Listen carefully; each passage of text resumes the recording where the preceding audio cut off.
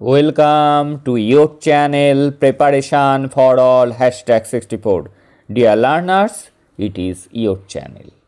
আজকে আমরা এই ক্লাসে আরও একটি গুরুত্বপূর্ণ কোশ্চেন আনসার নিয়ে আলোচনা করব গণিত থেকে, যেটি 16 মার্কসের জন্য অত্যন্ত গুরুত্বপূর্ণ। আমরা আজকে পয়েন্ট ওয়াইজ সেটি দেখে নেব। কি কোশ্চেনটি? মূল্যায়ন, অ্যাসেসমেন্ট, পরিমাণ এবং পরীক্ষার মধ্যে প্রধান বৈশিষ্ট্যগুলি আলোচনা করুন। এই হলো আমাদের কোশ্চেন। তাহলে আনসারটি আমরা কি লিখতে গেলে একটা ভূমিকা লিখব আমরা। শিক্ষার জগতে শিক্ষার্থীদের জ্ঞান, দক্ষতা এবং মানসিক গুণাবলীর পরিমাণ মূল্যায়নের জন্য পরিমাপ ও মূল্যায়নের জন্য কিছু গুরুত্বপূর্ণ শব্দ ব্যবহৃত হয়। তাহলে কি শিক্ষা জগতে শিক্ষার্থীদের জ্ঞান, দক্ষতা এবং মানসিক গুণাবলীর পরিমাপ ও মূল্যায়নের জন্য কিছু গুরুত্বপূর্ণ শব্দ ব্যবহৃত হয়, যেমন মূল্যায়ন বা ইংলিশে বলা হয় এভ্যালুয়েশন, অ্যাসেসমেন্ট, পরিমাপ বা মেজারমেন্ট এবং পরীক্ষা বা এক্সামিনেশন। এদের প্রত্যেকটির উদ্দেশ্য আলাদা আলাদা হলেও এরা পরস্পরের সঙ্গে ঘনিষ্ঠভাবে যুক্ত। এবার দেখব মূল্যায়ন। মূল্যায়নের আগে সংজ্ঞা এবং তারপর বৈশিষ্ট্য। মূল্যায়নের সংজ্ঞা দেখি। মূল্যায়ন হলো একটি সামগ্রিক প্রক্রিয়া। গুরুত্বপূর্ণ বৈশিষ্ট্য লিখতে গেলেও আমাদের লাগবে। মূল্যায়ন কি? একটি সামগ্রিক প্রক্রিয়া যা শিক্ষার্থীর শেখার মান, পাঠ্যক্রম, শিক্ষণ পদ্ধতি এবং শিক্ষকের পারফরমেন্স সম্পর্কে রায় প্রদান করে। এটি কেবলমাত্র শিক্ষার্থী না, শিক্ষকও তাদেরকে কতটা শিখিয়েছেন, কতটা সাফল্য পেয়েছেন তারও কিন্তু জাজমেন্ট এই মূল্যায়নের মধ্যে দিয়েই হয়। স্টুডেন্ট যদি ভালো রেজাল্ট করে তার পিছনে কিন্তু শিক্ষকেরও একটা অবদান থাকে।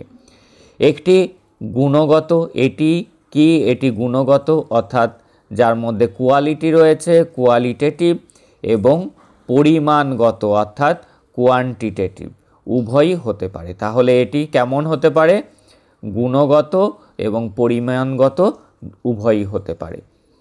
কেবল নাম্বার বা গ্রেড নয়, শেখার গভীরতা, ব্যবহারিক দক্ষতা, মনোভাব ও মূল্যায়নের অন্তর্ভুক্ত। তাহলে মূল্যায়নের অন্তর্ভুক্ত কি কি? কেবলমাত্র গ্রেড বা নাম্বার নয়, এখানে কি শেখার গভীরতা, কতটা গভীরভাবে শিখেছে, ব্যবহারিক দক্ষতা, দৈনন্দিনে সেটা কতটা কাজে লাগাতে পারছে, শিক্ষার্থীর মনোভাব, এগুলিও কিন্তু মূল্যায়নের অন্তর্ভুক্ত। মূল্যায়ন শিক্ষণ প্রক্রিয়ার দুর্বলতা চিহ্নিত করে উন্নয়নের সুযোগ তৈরি করে। তাহলে শিক্ষণ কি করে? এই প্রক্রিয়া দুর্বলতাগুলি শিক্ষার্থীর মধ্যে সেটি চিহ্নিত করে তার উন্নয়নের সুযোগ তৈরি করে। এটি শিক্ষকের পাঠ পরিকল্পনাকেও উন্নত করতে সাহায্য করে। এইবার দেখব অ্যাসেসমেন্ট কি। অ্যাসেসমেন্ট মানে হলো শিক্ষার্থীরা কি শিখেছে এবং কিভাবে শিখেছে তার ধারাবাহিক ও কাঠামোবদ্ধ বিশ্লেষণ। তাহলে অ্যাসেসমেন্ট মানে কি হলো? অ্যাসেসমেন্ট মানে হলো শিক্ষার্থীরা কি শিখেছে এবং কিভাবে শিখেছে তার ধারাবাহিক ও কাঠামোবদ্ধ বিশ্লেষণ। বৈশিষ্ট্য কি? এটি সাধারণত ধারাবাহিক অর্থাৎ ফরমেটিভ এবং এটি ধারাবাহিক এবং শেখার উন্নতির জন্য ব্যবহার করা হয়। তাহলে অ্যাসেসমেন্টটা কিসের জন্য হয়? অনেক স্কুলে ফরমেটিভ এক্সাম হয়। এটি সাধারণত ধারাবাহিকতা বজায় রাখার জন্য যে সামেটিভগুলির হয় ওগুলি কিন্তু ফরমেটিভ। এটি সাধারণত ধারাবাহিক হয় এবং শেখার উন্নতির জন্য ব্যবহৃত হয়। শিক্ষার্থী, শিক্ষক ও অভিভাবক সকলের কাছে শেখার অগ্রগতি তুলে ধরে। পরীক্ষার চাইতে এটি বেশি নমনীয় এবং শিক্ষার্থীর শক্তি ও দুর্বলতা চিহ্নিত করতে সহায়ক। অ্যাসেসমেন্ট কি করে? শিক্ষার্থীর মধ্যে দুর্বলতা এবং তার স্ট্রং পয়েন্ট দুটি কিন্তু চিহ্নিত করতে সাহায্য করে। এগুলি কিসের মাধ্যমে করা হয়? এটি শিক্ষণকালীন সময়ে নেওয়া হয়, যেমন কুইজ, ক্লাস অ্যাক্টিভিটি, মৌখিক প্রশ্ন। এগুলি ফরম্যাটিভ মানে যে ক্লাস টেস্টগুলি হয় সেগুলি কিন্তু এই অ্যাসেসমেন্টের মধ্যে পড়ে। তাহলে এগুলি কি করে? এগুলি শিক্ষার্থীর শক্তি এবং দুর্বলতা চিহ্নিত করতে সহায়তা করে। এটি অনেক বেশি নমনীয়। এটি শিক্ষার্থী, শিক্ষক, অভিভাবক সকলের কাছে শেখার অগ্রগতি তুলে ধরে। এটি সাধারণত ধারাবাহিক হয় এবং শেখার উন্নতির জন্য ব্যবহৃত হয়। তাহলে এবার দেখব পরিমাপ। দেখে নিই, পরিমাপ বলতে বোঝায় শিক্ষার্থীর দক্ষতা, জ্ঞান বা আচরণকে নির্দিষ্ট স্কেল বলতে কি বোঝানো হয়েছে? সংখ্যা বা গ্রেডে প্রকাশ করা। তাহলে পরিমাণ কি? মেজারমেন্ট করা, অর্থাৎ সে কত না মার্কস পেল বা কোন গ্রেড পেল, সেটি কিন্তু পরিমাপের অন্তর্ভুক্ত। এটি সম্পূর্ণভাবে পরিমাপগত। তাহলে কি পরিমাণটা কি? পরিমাপগত। ফলাফল সাধারণত নাম্বার বা শতকরা হারে প্রকাশ করা হয়। পরিমাপ শিক্ষার্থীর পারফরমেন্সকে তুলনামূলকভাবে বিশ্লেষণ করতে সাহায্য করে। আগের এক্সামে সে যা পেয়েছে তার থেকে পার্সেন্টেজ বেশি পেল নাকি কম পেল, সেই তুলনামূলক বিশ্লেষণ করতে কিন্তু সাহায্য করে এই পরিমাপ, যেখানে সংখ্যা বা গ্রেড বা পার্সেন্টেজের মাধ্যমে প্রকাশ করা হয় যেটিকে। একে স্কোর হিসাবেও দেখা যায়, যা মূল্যায়নের একটি উপাদান। তাহলে কি এটিকে, এই পরিমাপকে স্কোর হিসাবেও দেখা যায়, যেটি মূল্যায়নেরই একটি উপাদান। এবার পরীক্ষা হলেই তো তারপরে এই মূল্যায়নগুলি হবে। তাহলে পরীক্ষা কি? পরীক্ষা হলো পূর্ব নির্ধারিত কিছু প্রশ্ন ও কার্যকলাপের মাধ্যমে শিক্ষার্থীর শেখা যাচাই করার একটি প্রথাগত উপায়। পরীক্ষা কিন্তু একটি প্রথাগত উপায়, এমসিকিউ এর জন্য কিন্তু গুরুত্বপূর্ণ। এটি পূর্ব নির্ধারিত, শিক্ষক আগে থাকতেই কোশ্চেন করে রাখে এবং শিক্ষার্থীদেরকে সেই বিষয়গুলি কিন্তু ক্লাসে শেখানো হয়। তার পরবর্তীতে সেমিস্টার এন্ড হোক বা সামেটিভের এন্ডে গিয়ে সেই পরীক্ষাটা তাদের হয়। সেক্ষেত্রে কি হয়? পূর্ব নির্ধারিত তাদেরকে প্রশ্ন দেওয়া হয়। এর বৈশিষ্ট্য কি? এটি সাধারণত নির্দিষ্ট সময় এবং নিয়ম মেনে অনুষ্ঠিত হয়। একটা লেখার জন্য নির্ধারিত সময় থাকে, একটা পরীক্ষার সময়সূচি থাকে, নির্দিষ্ট সময় এবং একটা ক্যালেন্ডার পেশ করা হয়, কোন মাসে কোন সামেটিভ বা ইউনিট টেস্ট এক্সামগুলি হবে, ফাইনাল এক্সাম কবে হবে, সেটা কিন্তু নির্ধারিত থাকে। ফলাফল নাম্বার বা গ্রেড আকারে প্রকাশিত হয়। ফলাফলটি পরীক্ষার নাম্বার বা গ্রেড আকারে প্রকাশিত হয়। এটি শিক্ষার্থীর বিষয়ের উপর ধারণা কতটুকু তা যাচাই করে।